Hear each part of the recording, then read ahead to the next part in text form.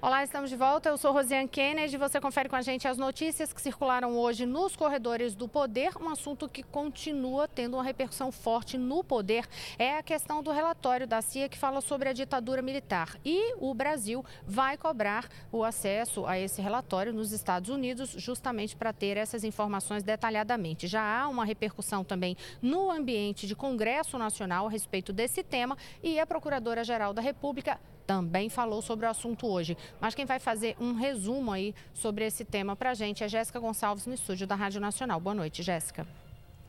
Oi, Rosiane, muito boa noite. Bom, o Ministério das Relações Exteriores vai pedir ao governo dos Estados Unidos a liberação dos documentos produzidos pela Agência Central de Inteligência Americana, a CIA, sobre a ditadura civil-militar no Brasil. O ministro das Relações Exteriores, Aloysio Nunes, orientou a Embaixada Brasileira em Washington, nos Estados Unidos, a solicitar a liberação completa dos registros. A medida é em resposta à solicitação do Instituto Vladimir Herzog, que enviou uma carta ao Itamaraty na semana passada. Documentos que vieram a público na semana passada mostram novos fatos sobre a participação do Estado na execução e tortura de opositores da ditadura. E a divulgação dos documentos teve repercussão também entre os parlamentares. O senador João Capiberibe, que presidiu a subcomissão da verdade no Senado, pretende reunir apoio para desengavetar o projeto de lei que torna imprescritíveis graves violações de direitos humanos cometidas por militares e civis. O texto está desde outubro de 2015 parado na Comissão de Constituição e Justiça do Senado, onde há um relatório que defende a rejeição da proposta.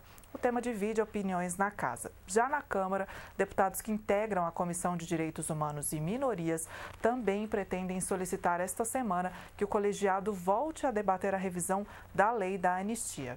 Bom, e a Procuradora Federal dos Direitos do Cidadão, Débora Duprá, disse hoje que acredita que o Supremo Tribunal Federal pode rever a decisão que considerou constitucional a lei da anistia depois da divulgação dos documentos pela CIA.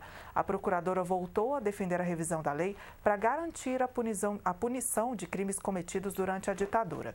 A legislação atual, que é de 1979, garante a anistia aos crimes cometidos por militares e foi declarada constitucional pelos ministros do Supremo em 2010. Segundo interpretação na época, a lei da anistia vale para todos os crimes cometidos durante o período militar, Rosiane.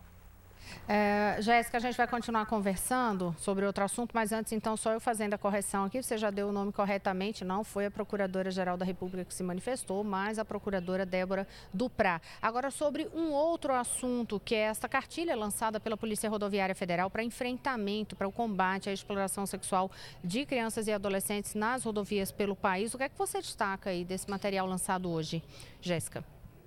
Olha, Rosiane, as rodovias federais do Brasil possuem quase 2.500 pontos vulneráveis à exploração sexual de crianças e adolescentes.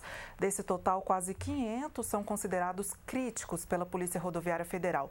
Por isso, a corporação divulgou hoje a cartilha do projeto Mapear, que traz o levantamento dessas regiões nas estradas federais. Segundo a cartilha, a região nordeste do país lidera um ranking com 644 pontos de risco.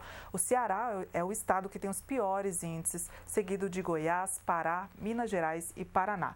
Segundo o presidente da Comissão de Direitos Humanos da PRF, o problema não está restrito às rodovias federais. As rodovias federais são só parte das rodovias do país e a menor parte das rodovias do país. Então, certamente, é um problema que ocorre também nas rodovias estaduais e lá, provavelmente, no somatório devem haver mais pontos vulneráveis do que nas próprias rodovias federais. Porque hoje a gente já identificou que muitos desses pontos vulneráveis, os pontos críticos que têm diminuído nas rodovias federais, na verdade, eles não estão acabando, eles estão, na verdade, migrando, e principalmente para áreas fora da circunscrição da Polícia Rodoviária Federal. Os dados da PRF mostram que desde 2005, quase 5.000 crianças e adolescentes foram resgatados em situações de abuso ou exploração sexual.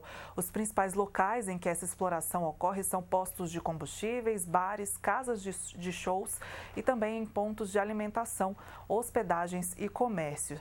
A exploração pode ser denunciada à PRF pelo número 191 ou pelo telefone dos direitos humanos, o Disque 100. Rosiane. Obrigada, Jéssica Gonçalves. Olha, falando ainda sobre essa questão de crianças e adolescentes, mas num outro tipo de violência, que é o bullying. Hoje, o presidente da República, Michel Temer, sancionou a lei que é justamente para o combate ao bullying nas escolas. O Marcelo Brandão, da Agência Brasil, fez uma reportagem agora há pouco. Ele informa que o texto sancionado hoje altera um trecho da lei de 1996. A atualização na lei inclui justamente um trecho para responsabilizar as escolas, ou seja, para deixar claro que é responsabilidade das escolas promover medidas de combate ao bullying, além de pensar em ações de promoção da cultura da paz. Outros detalhes sobre o teor dessa lei sancionada você pode conferir no site agenciabrasil.abc.com.br. Agora a gente vai inclusive conversar com Carolina Pimentel, editora da Agência Brasil, mas que traz outros destaques da agência para a gente, né, Carol? Boa noite. Aí eu coloquei o cartão. O governo da Nicarágua pediu que a Comissão Interamericana de Direitos Humanos envie uma missão o mais rápido possível para investigar as mortes de pelo menos 50 pessoas nos protestos que há um mês ocorrem em todo o país. A investigação de uma organização internacional independente foi uma das condições da Igreja Católica para mediar um diálogo entre manifestantes e o presidente da Nicarágua, Daniel Ortega. Ortega tinha um prazo até o meio-dia de hoje para dar um sinal sobre essas propostas. E a resposta do presidente chega depois de um fim de semana de violência marcado por protestos no país. Olha, a agência F de Notícias publicou uma reportagem que diz que um juiz argentino indiciou hoje a ex-presidente da Argentina e senadora Cristina Kirchner e seus 2 filhos por lavagem de dinheiro e formação de quadrilha. A ação trata de supostas irregularidades com empresários em uma obra pública. O magistrado também processou outras pessoas e determinou contra todos embargos sobre quantias de até 800 milhões de pesos para cada um. Este é o 5º indiciamento judicial contra a atual senadora Cristina Kirchner. E com a morte do deputado Rômulo Gouveia neste domingo, a mesa diretora da Câmara dos Deputados fará uma nova eleição para a 4ª Secretaria da Casa. Gouveia estava no cargo desde fevereiro do ano passado. Essa eleição deve ocorrer no prazo de até 5 sessões do plenário. A 4ª Secretaria é responsável por diversas funções, entre elas a supervisão e distribuição das unidades residenciais destinadas aos deputados. A mesa diretora da Câmara é formada pelo presidente, 2 vice-presidentes e 4 secretarias. E o mandato dos ocupantes dos cargos na mesa é de 2 anos. Em caso de morte do titular, o regimento estabelece que deve ser feita uma nova eleição. E morreu neste domingo em Brasília o ex-governador do Maranhão, Epitácio Cafeteira. Ele tinha 93 anos e estava em tratamento em casa. A reportagem é de Alberto Pantoja. Epitácio Cafeteira Afonso Pereira era paraibano de João Pessoa, mas foi no Maranhão que construiu toda a carreira política, iniciada em 1962 como suplente de deputado federal. 3 anos depois foi eleito prefeito de São Luís e ainda deputado federal, governador e senador da República por 2 mandatos. Ele morreu aos 93 anos de idade no final da tarde deste domingo em Brasília. O governo do estado decretou luto oficial e o corpo está sendo velado aqui na sede da Assembleia Legislativa do Maranhão. O sepultamento deve ocorrer amanhã no cemitério do Gavião, área central da capital, São Luís. A gente volta com você, Rosiane. Carol, eu antes só vou querer tirar uma dúvida contigo. Se essa camisa amarela aí hoje já foi para comemorar aí os nomes indicados para a seleção na Copa do Mundo deste ano. Quem sabe, né, Rosiane? O Tite anunciou hoje, né, a escalação, os convocados para a Copa e o amarelo aqui já é o início da torcida para a gente conseguir um resultado melhor aí na Copa da Rússia.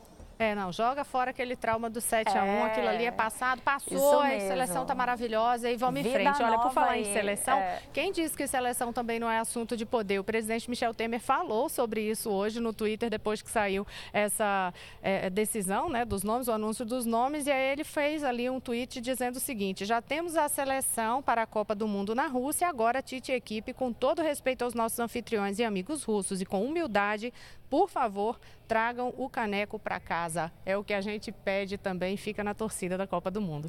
Boa noite a todos, até amanhã.